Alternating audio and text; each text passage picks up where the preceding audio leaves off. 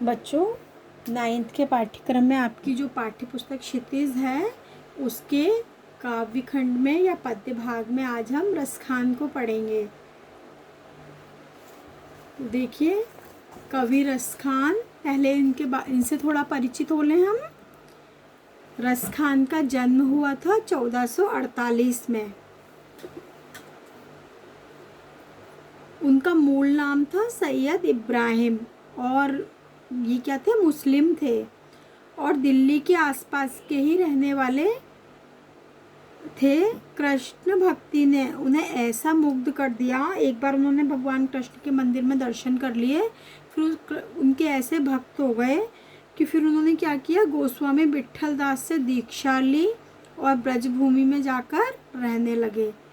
सन 1628 के लगभग इनकी हो गई मृत्यु। अब इनकी 3 रचनाएं हमें मिलती हैं।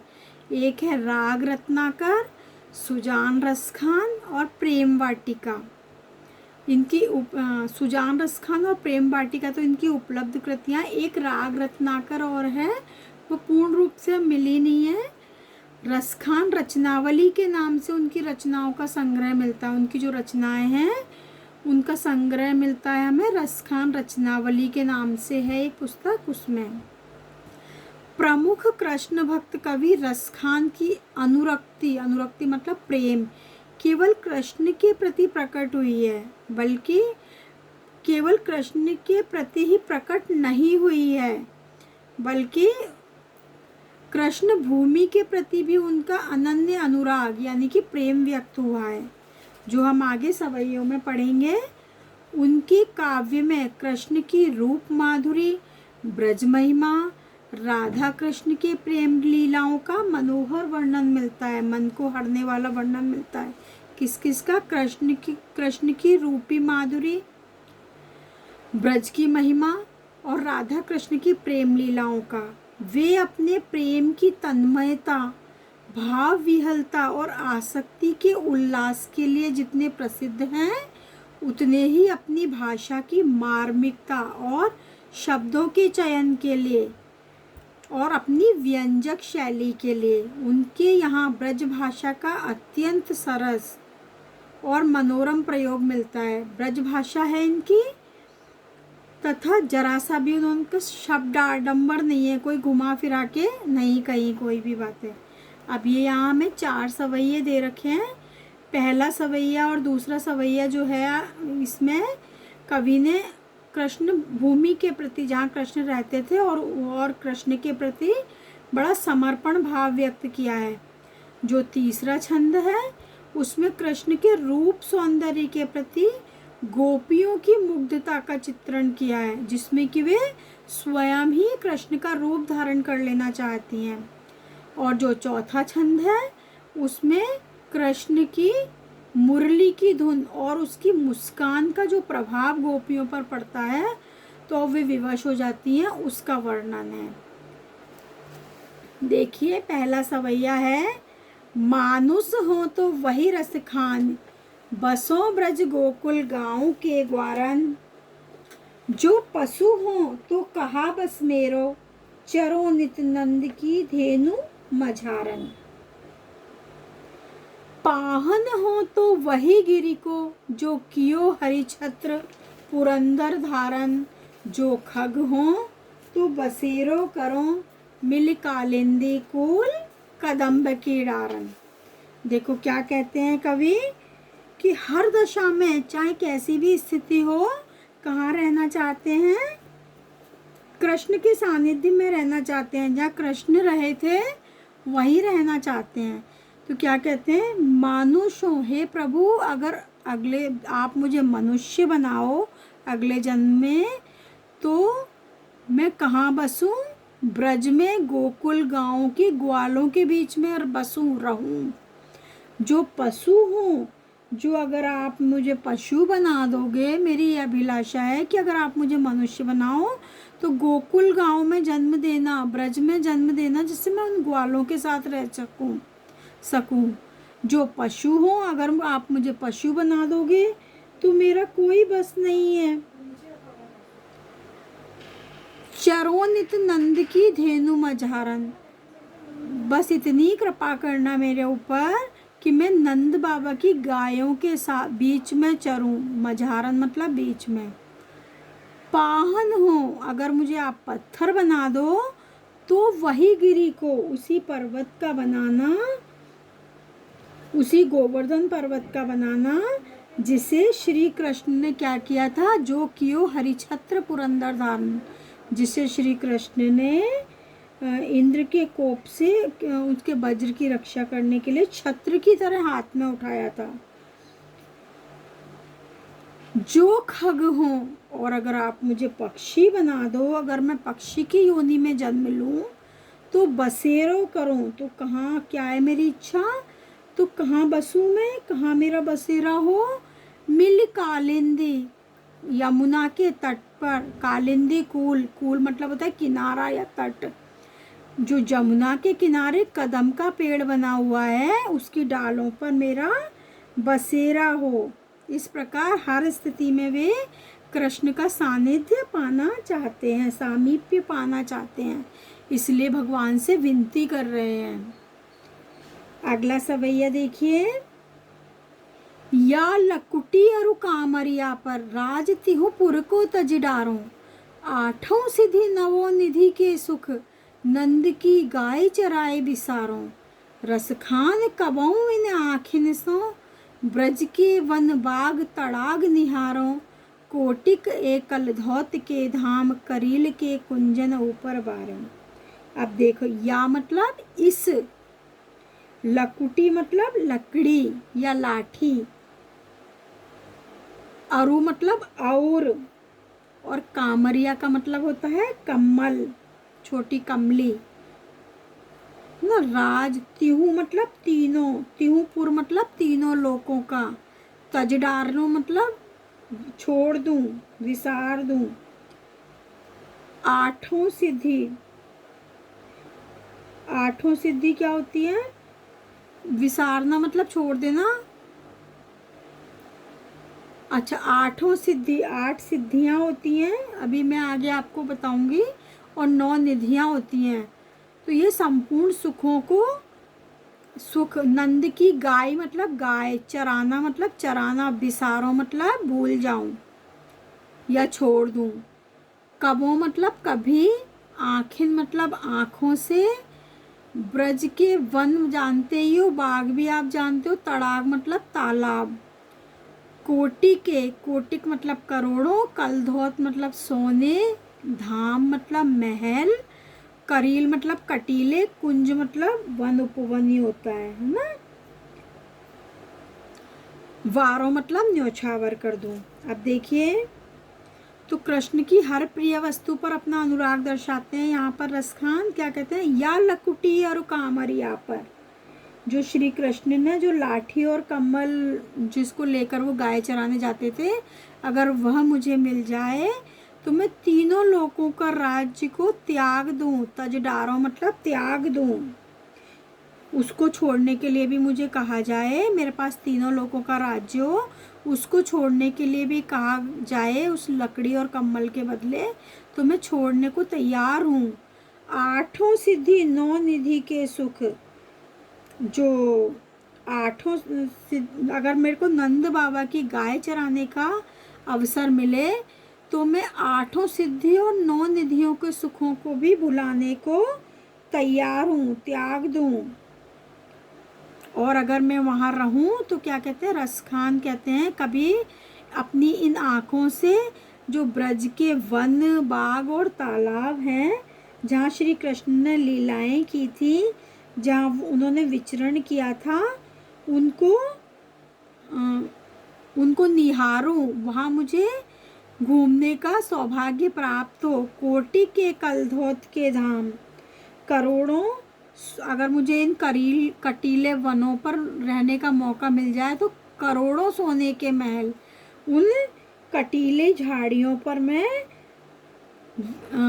न्योछावर करने को तैयार हूँ, वारने को तैयार हूँ। क्या कहते हैं रसकान, एक बार वापस देखिए। श्री कृष्ण की लकड़ी और कम्बल अगर मुझे मिल जाए तो मैं तीनों लोकों का राज्य को त्यागने के लिए तैयार हूँ।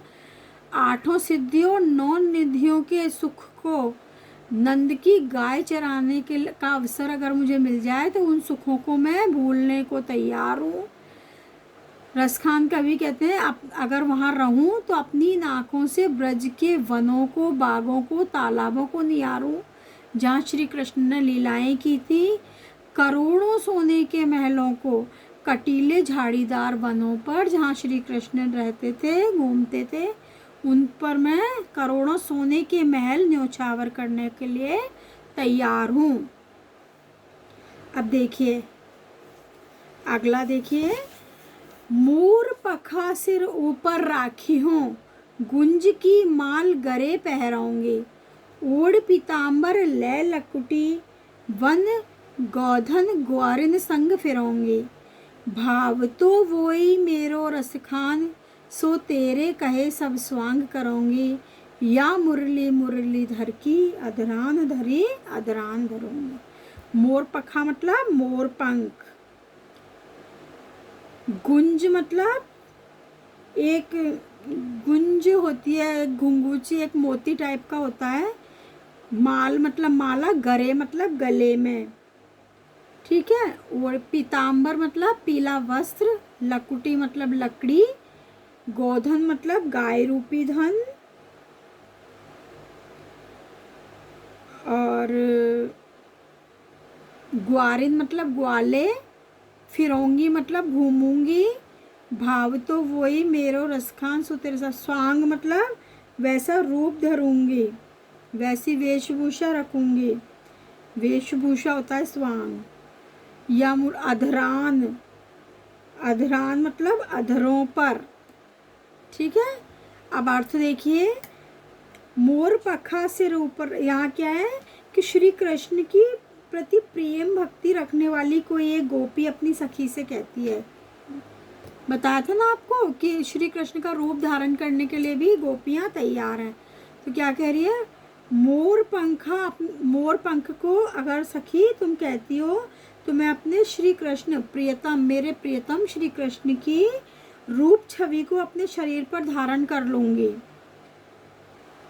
तो क्या करूंगी मैं, मोर पखा सिर ऊपर राखी हूँ, अपने सिर पर मोर पंखों का मुकुट धारण कर लूंगी, गुंज की माल गले पहनूंगी, और गले में जो घुंगुची की बनी वनमाला होती है उसको पहन लूंगी, ओढ़ पीताम्बर पीला वस्त्र ओढ़कर, लै लकुटी लकड़ी लेकर, वन में ग्वालों के, गोधन गायों को लेकर ग्वालों के साथ क्या करूंगी, घूमूंगी, गाय चराऊंगी, ग्वालों के साथ घूमती रहूंगी। जो बातें, भाव तो वही मेरी रसखान, जो मेरे भगवान कृष्ण को, मेरे प्रियतम कृष्ण को जो बातें अच्छी लगती हैं वही वही करूंगी। और क्या करूंगी, तेरे कहे सब स्वांग करूंगी, जैसे तू कहेगी वैसे ही मैं सारा रूप धारण कर लूंगी कृष्ण का, सब कुछ करूंगी। लेकिन क्या नहीं करूंगी, देखो, या मुरली, ये जो मुरली है जो कृष्ण ने अपने होठों से लगाई है, मुरलीधर की, कृष्ण को मुरलीधर कहा जाता है। अधरान धरी, उसको उन्होंने अपने होठों से लगाया है, उसको मैं कभी धारण नहीं करूंगी। अधरान धरी, उन्होंने उसको अपने होठों पर रखा है, अधरान धरूंगी, उसको अपने अधरों पर नहीं रखूंगी, अपने होठों से नहीं लगाऊंगी, सारा रूप धारण कर लूंगी, बस एक यही उनकी मुरली को मैं अपने होठों से नहीं लगाऊंगी। कारण क्या था कि कृष्ण को मुरली अत्यंत प्रिय थी, और जो जिससे वे मधुर तान सुनाते थे, लेकिन गोपियां जो थी वो मुरली को अपनी सौतन समझती थी। अगला सवैया देखिए, कानन दे अंगुरी रहिबो, जबहि मुरली धुन मंद बजई है, मोहनी तानन सो रसिखान, अटा चढ़ी गोधन गेहे तो गेहे, तेरी कहो सिगरे ब्रज लोगन, कालई को कितनो समझइए, मायरी वा मुख की मुस्कान, सम्हारी न जय न जय न जय। तो यहाँ क्या कह रही है गोपी कि कृष्ण की जो मुस्कान है और उनकी मुरली की धुन है उसके सामने अपनी विवशता प्रकट कर रही है कि इतनी मोहिनी तान में वे बंसी बजाते हैं, उनकी मुस्कान इतनी मनमोहक है कि गोपियां सहज ही उनकी तरफ खिंची चली जाती हैं। अब देखो, काननी मतलब कानों में, अंगूरी मतलब उंगली, रहीबो मतलब रहूंगी, जबहि मुरली की धुन मंद बजई है मतलब बजाएगा, मोहनी तानन सो रसखान, मोहनी मतलब मनमोहक, आकर्षक, तानन मतलब राग, एक राग में बजाई जाती है ना मुरली भी अलग तान में, रसखान का मतलब रसखान, अटा मतलब अटा चढ़ी मतलब अटारी पर चढ़कर, ऊपर एक कोई कमरा होता है उसको अटा या अटारी बोलते हैं, बड़ा होता है तो उसको अटा बोल देते हैं, छोटा होता है तो अटारी बोल देते हैं। गोधन मतलब, गोधन आपको पता ही है गाय, गे है मतलब गाना चाहे तो गाय, टेरी कहूँ, टेरी मतलब बुलाकर, आवाज लगा लगा कर, सिगरे मतलब सभी, ब्रजलोगन मतलब ब्रज के लोग, कालही मतलब कल, को मतलब कोई भी, समझिए मायरी व मुख की मुस्कान, संहारी न जय, जय मतलब संहारी न जय मतलब संभाली नहीं जाती। अब देखिए अर्थ, देखिए इसका भावार्थ, कानन दे अंगूरी रहे वो, श्री कृष्ण की मुरली और मुस्कान पर आसक्त गोपी क्या कहती है अपनी सखी से कि श्री कृष्ण जब मुरली की मंद मंद धुन बजाएंगे तो मैं अपने कानों में क्या करूंगी, उंगली डाल दूंगी ताकि वो मुझे सुनाई ना दे, और मैं क्या नहीं हो सकूं, आकर्षित नहीं हो सकूं। मोहनी तानन सो रसखान, क्या करें, कितनी भी मोहिनी तान बजाएं, वो कितनी भी मधुर तान बजाएं, मुझे आकर्षित न कर सके, इसलिए मैं अपने कानों में उंगली डाल दूंगी, और क्या करूंगी, या फिर क्या करूंगी,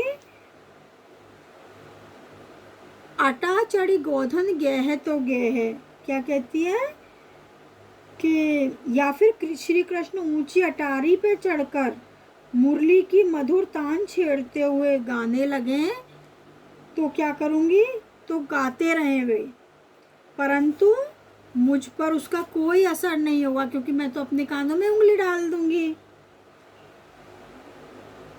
मैं फिर क्या कहते हैं, टेरी कहूँ सिगरे ब्रज लोगन, सभी मैं क्या करूंगी, ब्रज के सभी लोगों को पुकार पुकार कर, बुला बुला कर या चिल्ला कर कहूंगी कि कल मुझे कोई कितना ही समझाए, कुछ भी कहे, लेकिन अगर वो मुरली बजाएंगे तो मैं अपने कानों में उंगली डाल दूंगी, नहीं सुनूंगी, लेकिन अगर वो मुस्कुरा दिए जरा से भी, उनके मुख की मुस्कान जो है वो इतनी मादक है, इतनी मनमोहक है कि उसके प्रभाव से बच पाना मुश्किल है।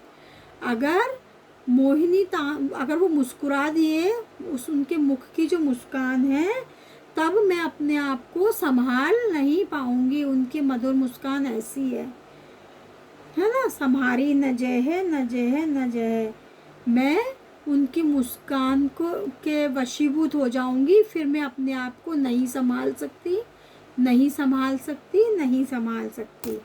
क्या कह रहे हैं कि अगर कृष्ण, देखो एक बार फिर से देख लो, कृष्ण अगर मैं क्या करूंगी, कृष्ण की मुरली की जब धुन बजाएंगे, मंद मंद धुन बजाएंगे, तो मैं अपने कानों में उंगली डाल लूंगी, कितनी भी मोहनी तान वे बजाएं, मैं क्या करूंगी, ऊपर चाहे वो अटा चढ़कर बजाएं, गोधन चाहे पूरे गोधन को लेकर गाएं, अपनी मुरली की धुन बजाएं, मैं अपने कानों में उंगली डाले रहूंगी जिससे मुझे सुनाई न दे, लेकिन मैं सारे ब्रज के लोगों को बुलाकर कह देती हूँ कल कोई मुझे कितना भी समझाए, अगर वो सामने आकर मुस्कुरा दिए तो उनके मुख की मुस्कान को हे माई मुझसे संभाली नहीं जाएगी, फिर मैं अपने आप को नहीं रोक सकूंगी।